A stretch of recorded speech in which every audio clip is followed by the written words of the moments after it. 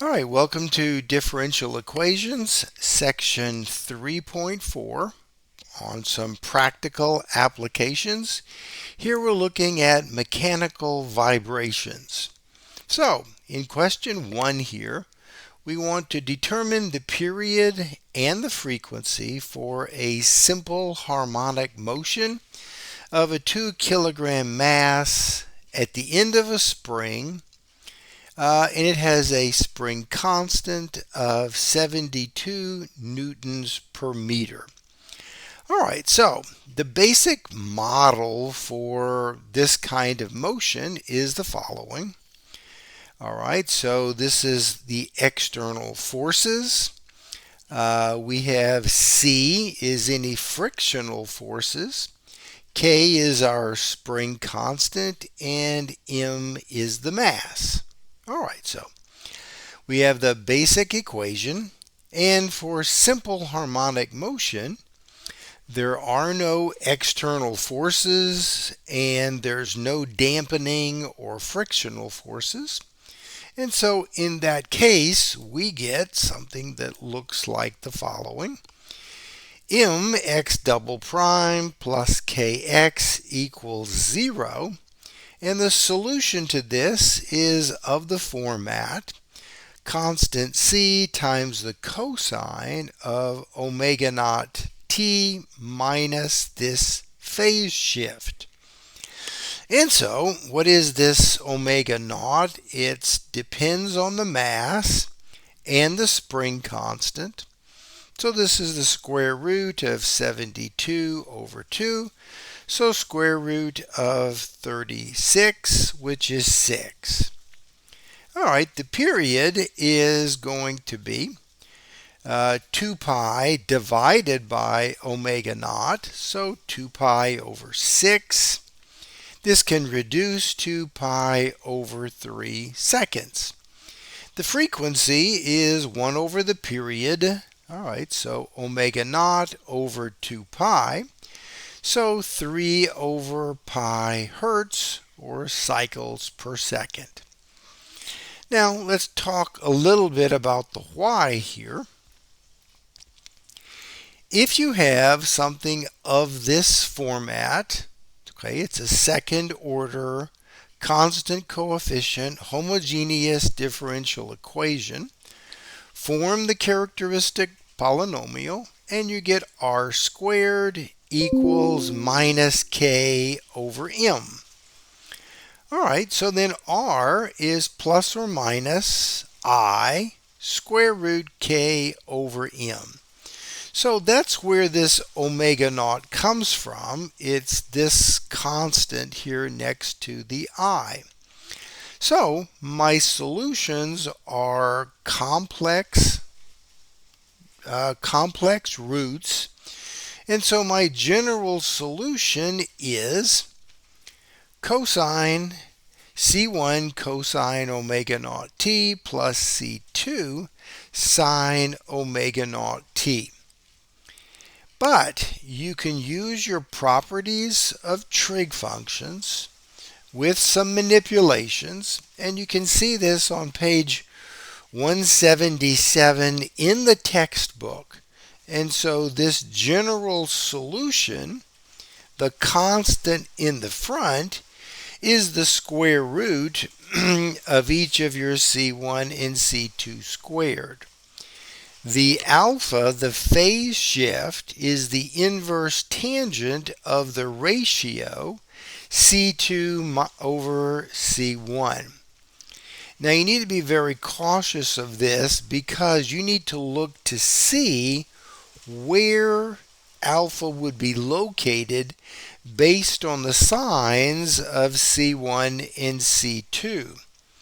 So for example, if C1 and C2 are both negative, that would put the angle living in quadrant 3. But when you form this ratio, the negative would go away, and you'd have the inverse tangent of a positive number, which would give you an angle in quadrant 1, which would be wrong. So you need to pay some attention to where actually alpha is living. All right. And also, if you look at the simple harmonic motion here, it's going to oscillate forever. There's no dampening, so this cosine just keeps oscillating. So it's not realistic, simple harmonic motion, but it is used in many places to begin the discussion of physical problems. All right, so looking here at question 2, I've got a body with a mass of 200 grams.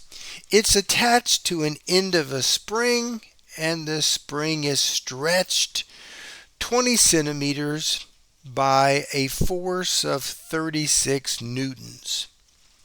So before we go on, we need to use that information to figure out what is the spring constant, K.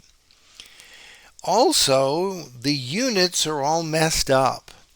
When we do this business with the force, the spring constant, and all that, the units have to be kilograms and meters.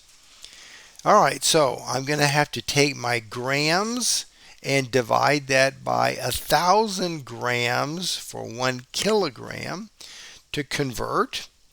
Similarly, I need to convert here 20 centimeters to meters.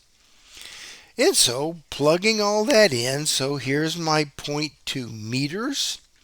The force, all right, it is being extended, so the restorative force is minus. And so when you solve for K, you get K is 180. All right, so 180 newtons per meter. All right, so what else? So what happens? So at time t, the body is pulled 1 meter to the left, and it's compressing the spring.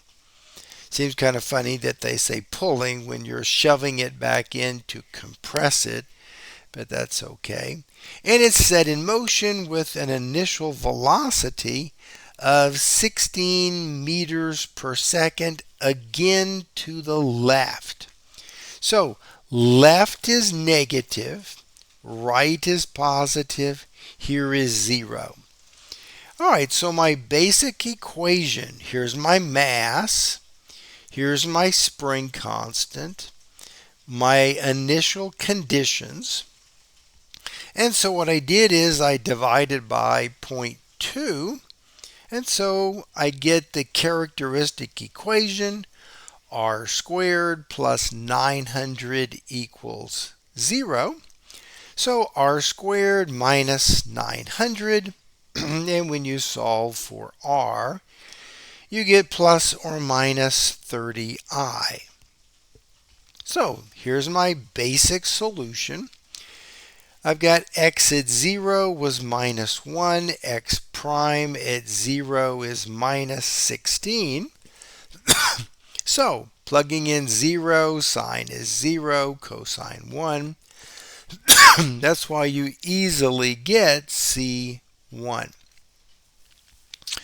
Take the derivative. All right, here's my derivative. Plug in 0, and I can solve for C2. All right, so here's my basic solution, but I need to put it in the better format. So what's C? C is the square root of these coefficients squared. So minus 1 squared, 8 over 15 squared. And so when you do all that and take the square root, you get 1.133333. Repeating. So we're almost there. I need to know about this alpha. So where is alpha? Well, My A was my C1, which is minus 1. B is minus 8/15, and I'm calling them A and B from what the book had done. So if I go minus 1 minus 8/15, that puts the angle here in quadrant 3. So when I do this inverse tangent, so this is how it looks, but when you simplify that, it's gone away, which means I'm really looking at 1 and 8/15. So when I take my inverse tangent of that number, I get 0.48995, but that's the angle in quadrant 1, and my real alpha is living in quadrant 3. So to get it, I have to go forward by pi, and that's why it's pi plus that number, and I get 3.6315. And so amplitude is here, and frequency is omega naught, which is 30 over 2 pi. So 15 over pi, and the period was 1 over the frequency, and so pi over 15 seconds. Again, it's going to oscillate forever. Simple harmonic motion. All right, looking here in this problem, we have a mass in a spring system as well. Don't have to worry about finding anything. They already give me M, they give me C, so we do have dampening here. And K is equal to 1. All right, so filling all that in for M, C, and K, I get a second order homogeneous constant coefficient, form the characteristic polynomial. It is factorable, and so I get a R1 and a R2. They are distinct real numbers. All right, so here's my basic solution. All right, so x at 0 was 0. All right, so the sum of these two is 0.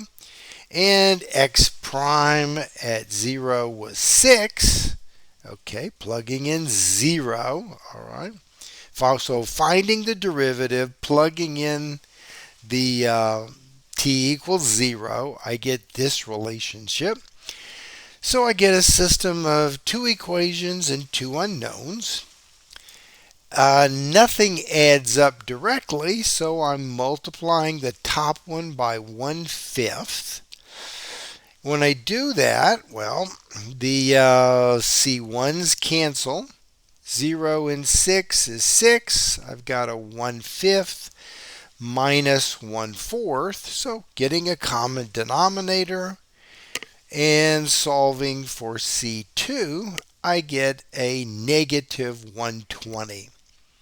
But the sum of the two was supposed to be 0, so C1 is 120. All right, so plugging all that in, here is my x of t, and I just factored out the common 120. And when I graphed it, it does look like the graph that they made. So looking at this graph, I'm seeing we start off at 0, we reach a maximum, and then it decays back towards 0. So the question they want you to answer is, well, where is that particular point? What is the time and what is the distance? So we're going to grind through that, but these are the answers we're going to find where that's at. All right, so to find that point, that would be a critical point here on the graph. It's going to be the place where the derivative is 0. All right, so take our basic equation, find x prime. All right, so I did all that. Simplified it, and so I'm wondering, when is this 0? All right, well, I need to clean this up. So I move it to opposite sides. I now am going to get the numbers together and the exponential parts together. All right, so I'm going to divide by 1/4 here. So 1/5 over a fourth. Divide by this on the bottom. All right, so what about the right? Well, the bottom will flip and I'll get a 4/5. On the left, well, these are my rules of exponents. So I've got minus a fourth t minus a minus, so it's really a plus. And if I simplify that, it's looking better. So e to the minus 1 over 20t. I need to get my hands on this thing, so I take the natural log of both sides. All right, and then multiply through by a minus 20, and so it's minus 20 times the natural log of this particular item. And so I get the time where we will get the maximum distance. And so now it's just a question of plugging in that time back into my original equation to figure out, well, where would my position be? So a bit of a pain doing that.